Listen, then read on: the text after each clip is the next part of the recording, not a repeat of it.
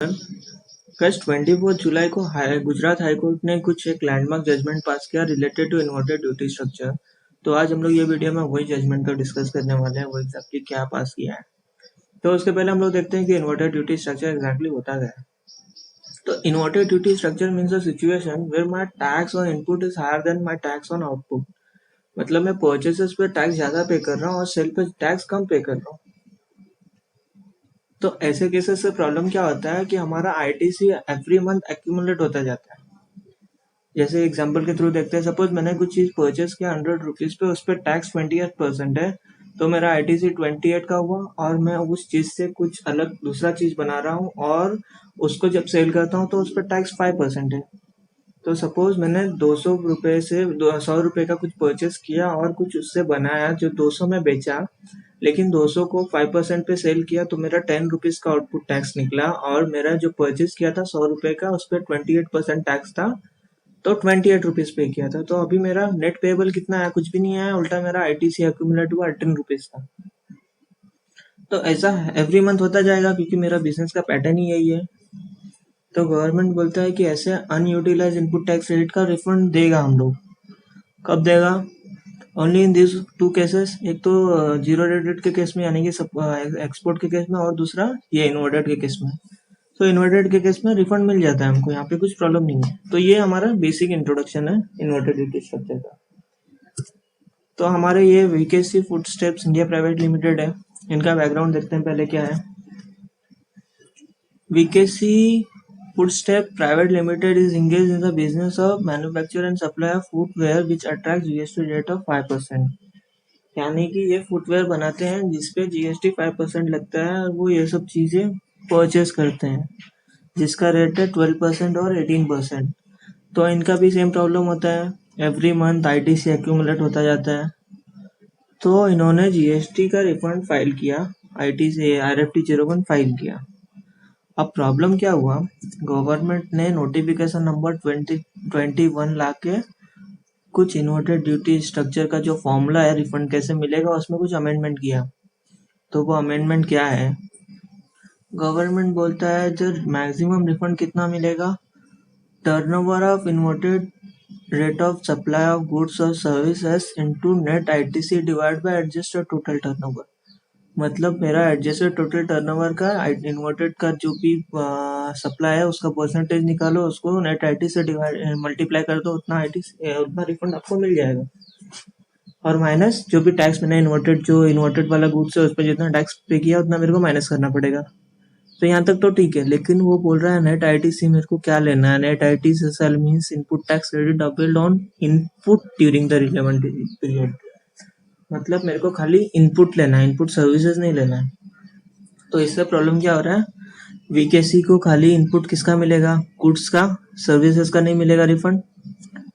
तो उसने 89(5) का जो ये अमेंडमेंट है उसको चैलेंज किया हाई कोर्ट में। तो उसका आर्ग्यूमेंट क्या है वो हम लोग देखते हैं। वीकेसी आर्ग्यू कर रहा है कि आपका फंडामेंटल क्या है जीएसटी का।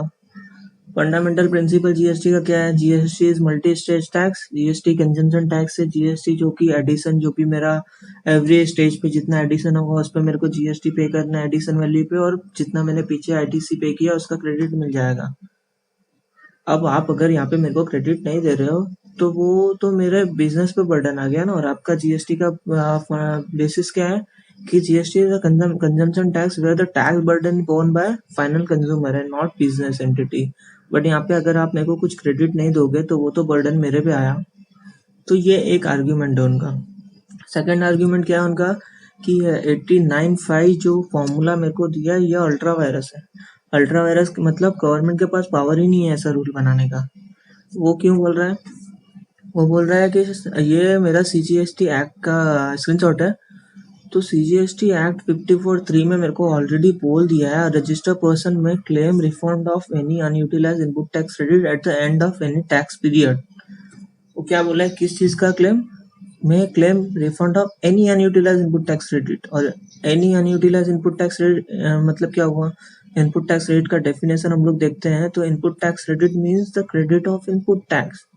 और इनपुट टैक्स का डेफिनेशन देखते हैं तो input tax means in relation to a registered person means the CGST, SGST, IGST और UTGST charge on any supply of goods और सर्विसेज, मतलब सर्विसेज पे भी जो आईटीसी जो टैक्स है उसको भी इनपुट टैक्स बोलते हैं, और गुड्स पे जो टैक्स है उसको भी इनपुट टैक्स इनपुट टैक्स बोलते हैं, और ये इनपुट टैक्स का जो क्रेडिट होता है उसको बोलते हैं इनपुट टैक्स क्रेडिट। और मेरे को 54(3) में बोला है कि पूरा का पूरा क्रेडिट मिलेगा अनयूटिलाइज इनपुट टैक्स क्रेडिट। तो अगर मेरे को जीएसटी लॉ में बोल दिया है कि मेरे को पूरा का पूरा इनपुट टैक्स क्रेडिट का रिफंड मिलेगा, तो आप रूल्स में जाके ऐसा कैसे बोल सकते हो कि मेरे को खाली गुड्स का मिलेगा, सर्विसेज का नहीं मिलेगा। तो ये चीज उन्होंने बोला है कि 89(5) अल्ट्रा वायरस है। अभी हम लोग देखते हैं कि गवर्नमेंट के पास क्या पावर है। तो 164(1) में गवर्नमेंट के पास पावर है कि गवर्नमेंट में on the recommendation of council by notification make rule for carrying out the provision of this act. मतलब गवर्नमेंट जो रूल्स प्रोविजन को चलाने के लिए कुछ रूल्स बना सकती है, बट यहाँ पे गवर्नमेंट ने क्या किया, government restrict the refund to input tax rate on input alone. Input tax credit government बोल रही है खाली गुड्स पे मिलेगा, and denies in respect of input services. Input services पे नहीं मिलेगा और इनपुट पे मिलेगा। तो उन्होंने क्या कर दिया, such rule is not for the purpose of carrying out the business carrying out the provision of this act, but for the purpose of restricting the provision of this act। अब ये rule बनाने का purpose क्या दिख रहा है इससे हमको, कि भाई रूल प्रोविजन को चला नहीं रहा है, उल्टा प्रोविजन को कट शॉर्ट कर रहा है, कुछ उसमें चेंजेस कर रहा है, तो वो तो गवर्नमेंट के अलाउड नहीं है ना करने का। तो बस हाईकोर्ट ने भी यही जजमेंट पास किया है कि ये अल्ट्रा वायरस है और रिफंड सर्विसेज का भी मिलेगा। तो हाईकोर्ट का जजमेंट बस इतना था कि सर्विसेज का भी रिफंड देना चाहिए। तो अब हमको क्या करना है, हम लोग अगर रिफंड फाइल करें तो सर्विसेज का रिफंड क्लेम करना है कि नहीं करना है। तो देखो, अगर आप गुजरात के लोकेशन पे हो तब तो आपको डेफिनेटली करना है और आपको रिफंड मिल भी जाएगा, कुछ इशू नहीं है। बट आप अगर गुजरात में नहीं हो तो हम तो रिफंड तो क्लेम करेंगे, फिर वो ऑफिसर जो भी रिजेक्ट करे या दे तो well and good, but reject करे तो हमको थोड़ा फाइट करना पड़ेगा, रिट पिटीशन फाइल करना पड़ेगा, आगे जाना पड़ेगा। बस यही था गाइस आज के लिए। Thank you. उसको लाइक और सब्सक्राइब जरूर करना।